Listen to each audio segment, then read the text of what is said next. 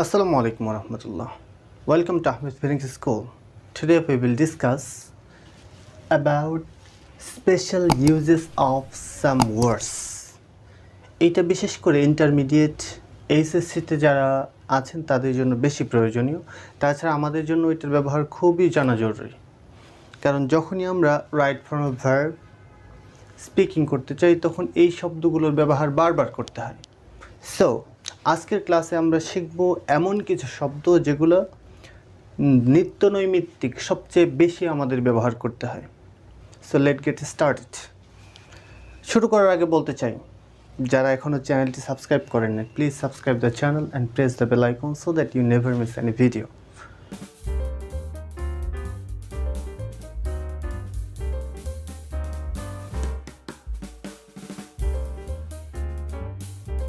Special uses of some words and phrases, এই অংশ পড়তে গেলে প্রথম যে শব্দটা আমরা পাই সেটা হলো ওয়াজ বর্ন বা B born.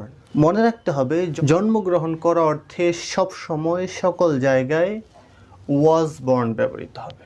For example, I in Tangail, কী ব্যবহার করব? আই ওয়াজ বর্ন, কারণ আমি জন্ম নিয়েছিলাম, তাহলে আই ওয়াজ বর্ন।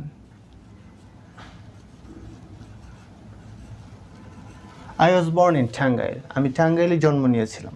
ওকে, এরপরের বাক্যে Huzaifa dash in 2020 at Betbari. Huzaifa বেতবাড়িতে 2020 সালে জন্মগ্রহণ করেছিল। তাহলে কি বলছিলাম যে জন্মগ্রহণ করা অর্থে সবসময় ওয়াজ বর্ন ব্যবহৃত হবে, তাহলে ওয়াজ বর্ন।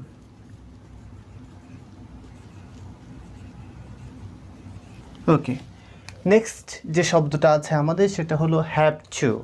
আমরা জানি হ্যাভ টু হলো বেস ফর্ম বা মূল ফর্ম, এর আরও কয়েকটা ফর্ম আছে। তো আমরা প্রথমে যেটা শিখব, প্রেজেন্ট টেন্সের ক্ষেত্রে যেগুলো ব্যবহৃত হয় সেগুলো আমরা শিখব। হ্যাভ টু কোথায় বসে?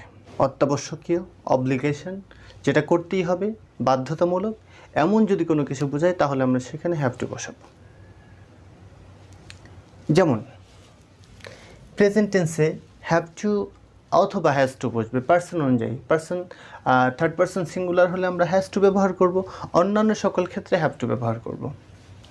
একটু উদাহরণ দেখি, আই ড্যাশ স্টাডি আ লট, আমাকে প্রচুর পরিমাণ পড়াশোনা করতে হবে বা করতে হয়, তাহলে আমরা কি ব্যবহার করব? হ্যাভ টু, কারণ কি বাধ্যতামূলক বোঝাচ্ছে এখানে। তাহলে I have to study a লট।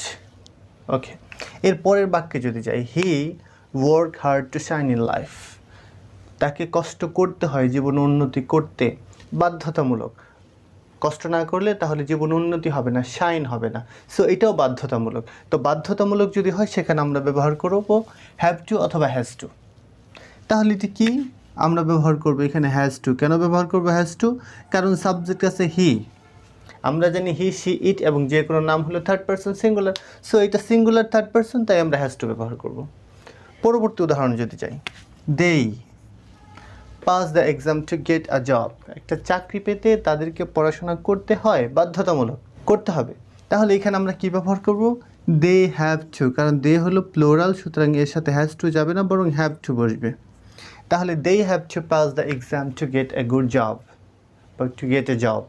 কিন্তু যদি পাস্ট টেন্সের কোনো বাধ্যতামূলক কাজ করা বোঝায় তাহলে আমরা সেখানে কোন ভার্ব ব্যবহার করব? তাহলে অবশ্যই সেখানে আমাদেরকে হ্যাড টু ব্যবহার করতে হবে, কারণ হ্যাড টু অতীতের বাধ্যবাধকতামূলক কোনো কাজকে নির্দেশ করে। কারণ হ্যাড টু হলো অতীতের কোনো বাধ্যতামূলক কাজকে নির্দেশ করে।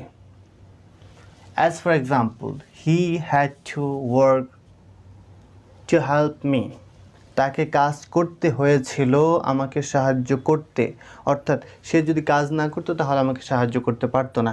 এটা অতীতের কাজ, সুতরাং অতীতের কোনো বাধ্যতামূলক কাজ বোঝাতে হ্যাড টু ব্যবহার করতে হবে। পরের বাক্যে যদি দেখি, they had to earn money to make a house, একটা ঘর বা বাড়ি নির্মাণ করার জন্য তাদেরকে টাকা ইনকাম করতে হয়েছিল। সুতরাং এইটাও অতীতকালের বাধ্যতামূলক। যদি টাকা অতীতে ইনকাম করতে না পারতো তাহলে একটা বাড়ি বানাতে পারতো না। সুতরাং এটা অতীতের বাধ্যতামূলক, আর অতীতের বাধ্যবাধকতা বোঝাতে হ্যাড টু ব্যবহৃত হয়। সো আমরা এখানে হ্যাড টু ব্যবহার করব।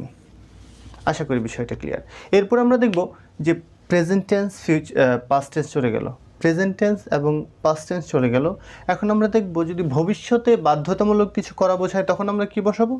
একবার ভেরি সিম্পল, সেটা হলো একেবারে সিম্পল, সেটা হলো শ্যাল হ্যাভ টু অথবা উইল হ্যাভ টু বসবে। শ্যাল হ্যাভ টু কোথায় বসবে? শ্যাল যেথায় যেথায় বসে, অর্থাৎ আই এবং উই এর ক্ষেত্রে শ্যাল, আর বাকি সকল ক্ষেত্রে উইল বসবে। সো ভবিষ্যতে কোনো কিছু বাধ্যতামূলক বোঝালে সেখানে আমরা শ্যাল হ্যাভ টু অথবা উইল হ্যাভ টু বসাবো। যেমন I shall have to earn much money, আমাকে প্রচুর টাকা ইনকাম করতে হবে। এখন না, অতীতেও না, ভবিষ্যতে করতে হবে। I shall have to. Okay, পরের বাক্যে যদি আমরা দেখি তাহলে দেখব Russell will have to make a good result to admit to a university. একটি ইউনিভার্সিটিতে ভর্তি হওয়ার জন্য রাসেলকে বাধ্যতামূলকভাবে ভালো রেজাল্ট করতে হবে। যদি ভালো রেজাল্ট না করে তাহলে হয়তো বা চান্স পাবে না। সো এখন পর্যন্ত যা যা আমরা দেখলাম সেটা ছিল হ্যাভ টু, হ্যাজ টু অথবা হ্যাড টু অথবা will have two, shall have two এর ব্যবহার কোনটা কোথায় বসে আমরা বিস্তারিত আলোচনা করেছি এবং এক্সাম্পল দেখেছি। এখন আমরা দেখব হ্যাভ টু কখন উপদেশ অর্থে ব্যবহৃত হয়, অর্থাৎ আপনি কাউকে উপদেশ দিবেন, যে উপদেশটা অবশ্য বাধ্যতামূলক পর্যায়ে পড়ে, এমন উপদেশ দেওয়ার ক্ষেত্রে অবশ্যই আপনাকে হ্যাভ টু ব্যবহার করতে হবে। যেমন if you want to get a good job, তুমি যদি একটা ভালো চাকরি পেতে চাও, আপনি যদি ভালো চাকরি পেতে চান, you have to learn English well, তাহলে আপনাকে ইংরেজি ভালোভাবে জানতে হবে। এটা একটা উপদেশ, কিন্তু উপদেশটা কেমন? বাধ্যতামূলক। পরের বাক্যে যদি আমরা দেখি তাহলে কি দেখব? You have to utilize your time properly, তোমাকে তোমার সময় যথাযথ ব্যবহার করতে হবে। কেন? অ্যাজ টাইম ইজ ভ্যালুয়েবল, যেহেতু সময় হলো খুবই মূল্যবান, যেহেতু সময় মূল্যবান তাই তোমাকে সময়ের সঠিক ব্যবহার করতে হবে। এটা একটা উপদেশ, মানতেও পারেন না মানতে পারেন, কিন্তু মানলে ভালো ফলাফল পাবেন, না হয় ফলাফল পাবেন না। আশা করি হ্যাভ টু এর ব্যবহার শিখেছেন। এ পর্যায়ে আমরা দেখব যে হ্যাভ টু যুক্ত, হ্যাজ টু যুক্ত অথবা হ্যাড টু যুক্ত বাক্যকে কিভাবে আমরা নেগেটিভ করব অথবা কিভাবে আমরা সেই বাক্যটাকে ইন্টারোগেটিভ করব। তো চলুন দেখে নেওয়া যাক। হ্যাভ টু বা হ্যাড টু যুক্ত বাক্যকে নেগেটিভ অথবা ইন্টারোগেটিভ করতে ডু, ডাজ বা ডিড এর সাহায্য নিতে হবে আমাদের। মূলত যদিও হ্যাভ টু একটা সাহায্যকারী ভার্ব, কিন্তু এখানে আমাদের ডিডের সাহায্য নিতে হবে। যেমন কয়েকটা বাক্য দেখলে বিষয়টা ক্লিয়ার হয়ে যাবে। প্রথম বাক্যে দেওয়া আছে you have to help him, এটাকে আমরা নেগেটিভ করব। তাহলে কি হবে? জাস্ট হ্যাভ টু সাবজেক্টের পরে হ্যাভ টুর আগে আমরা কি বসাবো? যেহেতু প্রেজেন্ট ইনডিফিনাইট টেন্স তাই আমরা ডোন্ট ব্যবহার করব। তাহলে you don't have to help him, you don't have to help him. পরবর্তী বাক্যে যদি দেখি she has to stay at home everyday, তাকে প্রতিদিন বাড়িতে অবস্থান করতে হয়। এই বাক্যটাকে যদি আমরা ইন্টারোগেটিভ করি তাহলে কি করব? এই বাক্যটা আছে প্রেজেন্ট ইনডিফিনাইট টেন্সে, কারণ হ্যাজ টু আছে সাবজেক্ট থার্ড পারসন থাকার কারণে এবং সিঙ্গুলার হওয়ার কারণে। এখন এই বাক্যটাকে যদি আমরা ইন্টারোগেটিভ করি তাহলে কি করব? যেহেতু হ্যাজ টু তার মানে কি আমরা ডাজ নিয়ে আসবো, তাহলে বাক্যের শুরুতে ডাজ বসাবো। ডাজ শি হ্যাভ টু, আগে ছিল হ্যাজ কিন্তু ডাজ আসার কারণে হয়ে যাবে রুট ফর্ম বা বেস ফর্ম, তাই হ্যাভ টু। তাহলে does she have to stay at home everyday, তাকে কি প্রতিদিন বাড়িতে অবস্থান করতে হবে? তাহলে হ্যাভ টু এবং হ্যাজ টু যুক্ত বাক্যকে কিভাবে নেগেটিভ করতে হয় এবং কিভাবে ইন্টারোগেটিভ করতে হয় সেটা আমরা দেখলাম।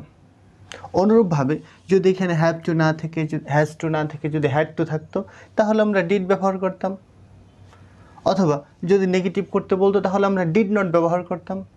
আশা করি বিষয়টা ক্লিয়ার। কেমন ছিল আজকের ক্লাস অবশ্যই কমেন্টসে জানাবেন এবং কোনো পরামর্শ থাকলে অবশ্যই দিয়ে যাবেন। সকলে ভালো থাকবেন, সুস্থ থাকবেন। আসসালামু আলাইকুম ওয়া রাহমাতুল্লাহ।